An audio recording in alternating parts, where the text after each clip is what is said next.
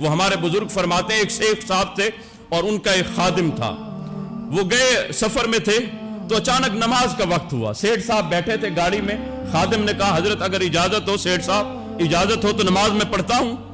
تو سیٹھ صاحب نے کہا جاؤ نماز پڑھو۔ سیٹھ صاحب اب بیٹھے ہیں گاڑی میں، یہ جس کو میرا رب توفیق دے دے نا صاحب، ہر کوئی تو کسی کو اپنے گھر میں نہیں بلاتا نا، اپنے گھر میں اسی کو بلایا جاتا ہے نا جس سے کوئی یارانہ ہو، جس سے کوئی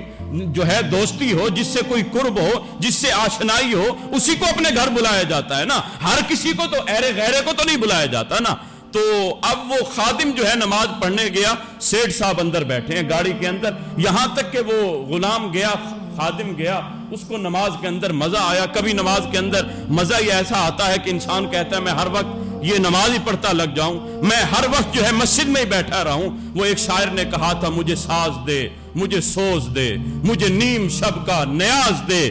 دم سجدہ میں خود کو میں توڑ دوں، مجھے ایسا ذوق نماز دے۔ اے میرے مالک مجھے کرم فرما، ایسا مجھے ذوق نماز دے دے کہ میں جب سجدے میں جاؤں تو اپنے آپ کو ختم کر ڈالوں، اپنے آپ کو فنا کر ڈالوں۔ اب وہ خادم پڑھ رہا ہے، اس کو نماز میں مزہ آ گیا۔ اب اتنے میں جو ہے وہ بار بار ہارن بجائے جا رہا ہوں سیٹھ صاحب کہ آؤ اور آگے چلیں، یہاں تک کہ سیٹھ صاحب آئے، مسجد کے دروازے پر کھڑے ہو کر اس کو آواز دیتے ہیں بھی کون سی چیز ہے جو تجھے باہر نہیں آنے دے رہی، بھی اتنی دیر ہو گئی ابھی تک تو اندر بیٹھا ہے۔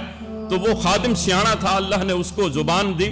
تو اس نے ہمت کی، اس نے کہا کہ سیٹھ صاحب وہی چیز مجھے باہر نہیں آنے دے رہی جو آپ کو اندر نہیں آنے دے رہی۔ کہا جس رب نے تمہیں اندر آنے سے روکا ہوا ہے نا، اسی رب نے مجھے باہر جانے سے روکا ہوا ہے۔